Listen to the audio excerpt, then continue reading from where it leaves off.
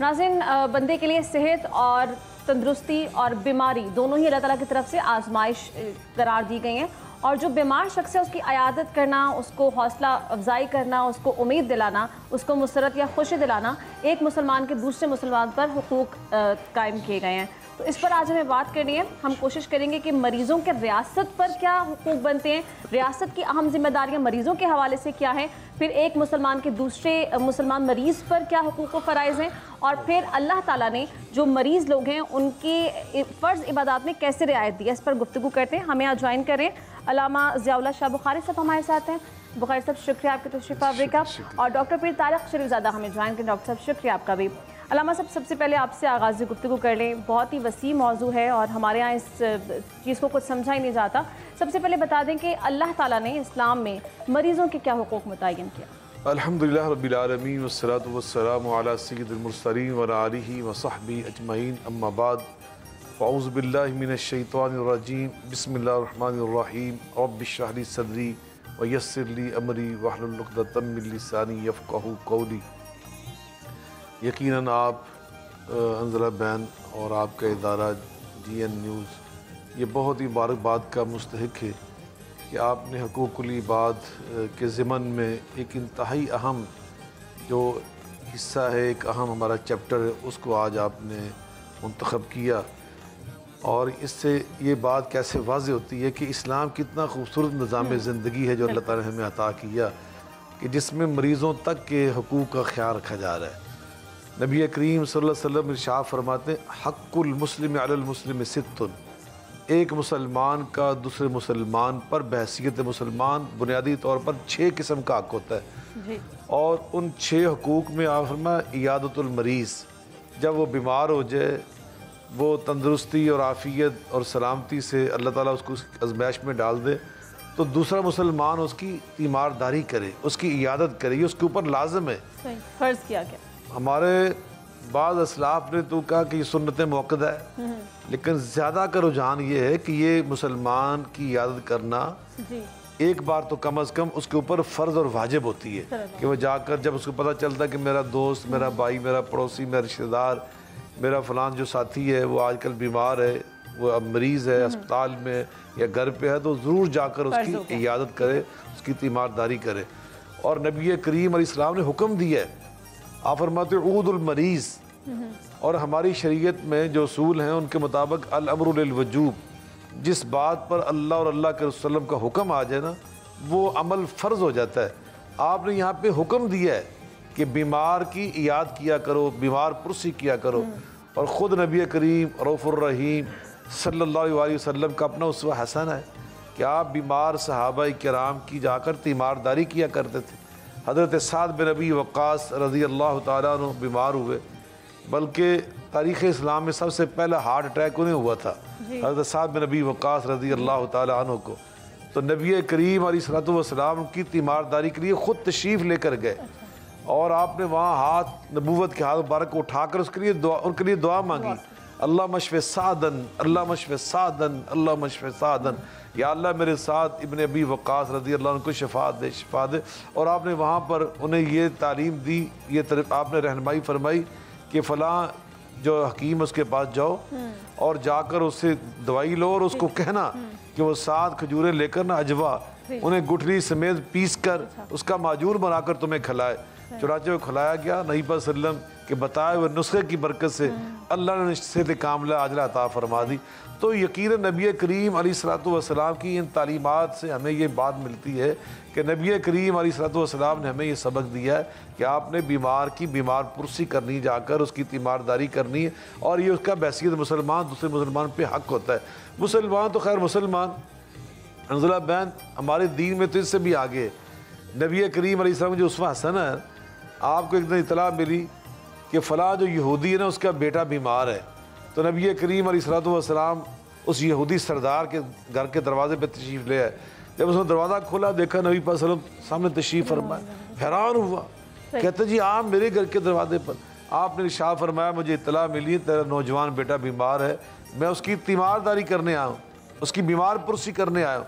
उसने खुशी से दरवाज़ा खोला, जी तशरीफ़ लाइए। आप अंदर तशरीफ़ ले गए तो आपने क्या देखा, اس کا نوجوان بیٹا جان کنی کے عالم میں تھا، نزع کا ٹائم اس پہ طاری ہو رہا تھا، تو آپ نے اس کے سینے پہ ہاتھ پھیرا اور آپ نے اسے ارشاد فرمایا، نبوت کی نگاہ تھی نا، تو آپ نے فرمایا کہ بیٹے کلمہ پڑھ لو، پڑھو اشہدو ان لا الہ الا اللہ وحدہ لا شریک لہ واشہدو ان محمد عبدہ ورسولہ۔ فنظر الی ابی، اس نے اپنے بابا کی طرف دیکھا، وہ نبی پاک صلی اللہ علیہ وسلم کی اخلاق عالیہ سے اتنا موم ہو چکا تھا، اتنا متاثر ہو چکا تھا، فوراً کہتے ہیں اتی ابو القاسم صلی اللہ علیہ وسلم، جو ابو القاسم علیہ السلام فرما رہے ہیں، نبی پاک کنیت مبارکہ ہے، آپ مان لو بیٹے مان لو۔ اس نے فوراً کلمہ پڑھا، فوراً اس کی روح پرواز کر گئی، ادھر کلمہ پڑھا ادھر اس کی جان نکل گئی۔ نبی پاک صلی اللہ علیہ وسلم فرماتے الحمدللہ الذی انقذہ بی من النار، یا اللہ میں تیری حمد پڑھتا ہوں،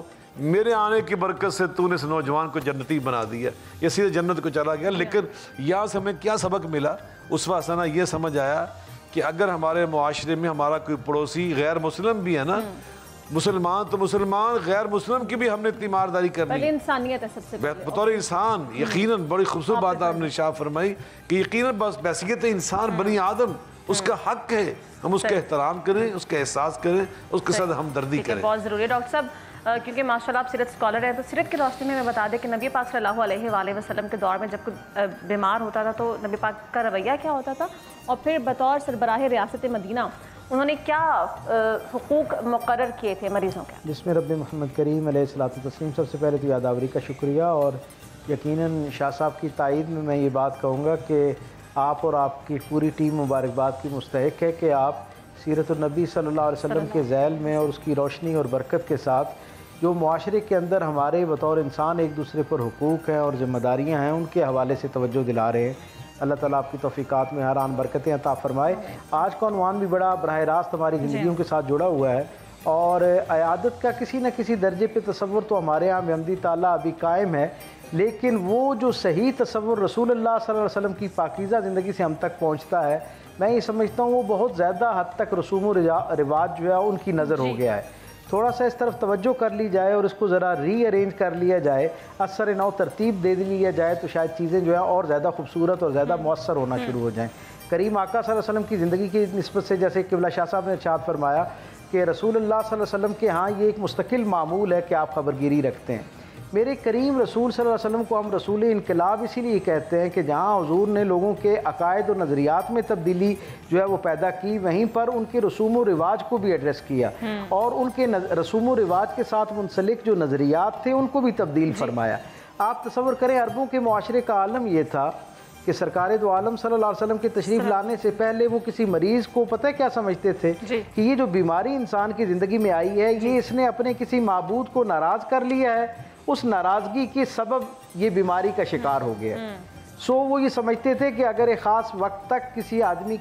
کی بیماری ختم نہیں ہوئی تو اس کا مطلب یہ ہے کہ وہ اپنے معبود کو، اپنے الہ کو ناراض کر بیٹھا ہے، اور اب عنقریب یہ زیادہ جو ہے وہ اس کی ناراضگی کا جو ہے نا شکار ہوگا، اور اس کے نتیجے میں اس کے ارد گرد والے لوگ بھی اس عذاب کا شکار نہ ہو جائیں جو اس پر آنے والا ہے۔ سو عربوں کے رواج یہ تھا کہ جب زیادہ لمبے ٹائم تک کوئی آدمی بیمار رہتا تو اسے اپنی بستیوں سے الگ کر دیا کرتے، اور دور جو ہے ویرانوں میں گویا ان کو چھوڑ آتے قسمہ پرسی کے ساتھ زندگی جو ہے نا اس کے باقی دن ایام جو ہے ان کو گزارنے کے لیے۔ وہ معاشرہ جہاں مریض کو معصیت کے ساتھ، نحوست کے ساتھ تعبیر کیا جاتا تھا، عذاب اور معبود کی ناراضگی کے ساتھ تعبیر کیا جاتا تھا، میرے کریم رسول نے اس معاشرے کے اندر مریض کی قدر و منزلت کو اس درجے بڑھا دیا کہ سرکار دو عالم اصحاب کے پاس جاتے ہیں یا اپنے اصحاب کو کسی کی تیمارداری کے لیے بھیجتے ہیں تو کہتے ہیں کہ اس مریض سے کہو کہ وہ تمہارے حق میں دعا کرے۔ یعنی حضور کی فرمان سے تو ہم تک یہ بات پہنچتی ہے کہ جب کوئی بندہ مومن تکلیف سے گزارا جاتا ہے تو حقیقت میں پروردگار عالم اسے اپنی نگاہ خاص میں رکھے ہوئے ہوتا ہے، اور اگر وہ شخص اس تکلیف پر صبر کا مظاہرہ کرتا ہے اور صبر سے ایک درجہ آگے اگر اس کی خوش نصیبی جاگے اور وہ پروردگار عالم کے سامنے دیگر نعمتوں کے احوال کے طور پر شکرانہ پیش کرے، شکر پیش کرے، تو پروردگار عالم اسے اپنے اتنے قریب کر لیتا ہے کہ اس کی ہر دعا قبول ہونا شروع ہو جاتی۔ سو سرکار دو عالم کا معمول تو یہ ہے کہ حضور ہر نماز کے بعد اپنے اصحاب کی طرف توجہ فرماتے ہیں، ان کی خبر گیری کرتے ہیں اور ان سے پوچھتے ہیں آج فلاں صحابی جو تواتر کے ساتھ مسجد کے اندر آ کے نماز پڑھتے ہیں وہ کیوں موجود نہیں ہیں؟ جب 2-3 نمازوں پر ایک صحابی موجود نہیں ہوتے تو حضور خبرگیری کے لیے ان کے قریب رہنے والے اصحاب میں سے پوچھتے ہیں کہ وہ صحابی کدھر ہیں. بتایا جاتا ہے کہ پچھلے 2 دن سے وہ تکلیف کا شکار ہیں, بیماری کا شکار ہیں. تو اب یہاں سے ذرا آداب کا سلیقہ سیکھیے اور سمجھیے کہ میرے کریم آقا کے ہاں عیادت کے آداب کیا ہیں, کسی کی تیمارداری کے آداب کیا ہیں. رسول اللہ صلی اللہ علیہ وسلم سب سے پہلا عمل یہ فرماتے کہ اجتماعی طور پر جتنے لوگ موجود ہوتے ہیں ان سب کو کہتے کہ دعا کریں اللہ تبارک و تعالیٰ اس کو شفا عطا فرمائے. پھر دوسرا عمل, سرکار دو عالم صلی اللہ علیہ وسلم کسی ایک صحابی کو سبقت لے جانے کے لیے آگے بھیجتے کہ جا کے ان سے پوچھو کہ سرکار دو عالم صلی اللہ علیہ وسلم جو ہے وہ ان کی عیادت کے لیے آنا چاہتے ہیں. اب آپ تصور کیجئے کہ عام آدمی اگر آج کسی کو یہ چشم تصور میں یہ نظر آئے کہ حضور اس کی عیادت کے لیے آ رہے ہیں تو اس کی خوشی کتنی یعنی دیدنی ہوگی. خود اصحاب کے لیے حضور فرمائیں کہ میں آ رہا ہوں تمہاری عیادت کے لیے تو کتنا بہترین ماحول ہوتا. لیکن حضور نے ہمیں ادب سکھایا کہ جب کسی کی اس حالت میں عیادت کے لیے جانا ہے تو پہلے گویا اس کو اطلاع کرنی ہے کہ ہم اس کی طرف آ رہے ہیں. پھر حضور اپنے اصحاب کے ساتھ آتے ہیں اور معاملہ کیا ہے, حضور اس کی سنتے ہیں. اب ہمارے معاشرے میں کیا رواج پڑ گیا ہے کہ ہم جب جاتے ہیں تو ہم خود ڈاکٹر بن جاتے ہیں اور اس سے پوچھتے ہیں کہ تم کس سے علاج کروا رہے ہو, وہ بتاتا ہے جو اس شہر کا سب سے بہترین ڈاکٹر ہے میں اس کے زیر علاج ہوں. لیکن المیہ یہ ہوتا ہے کہ ہم ساری بات سننے کے باوجود اسے خود جو ہے وہ ترغیب دینا شروع کر دیتے ہیں. تو اسی طرح آگے آداب کے ذیل اگلی اس سیشن میں ہم اس کو بھی بات کریں گے.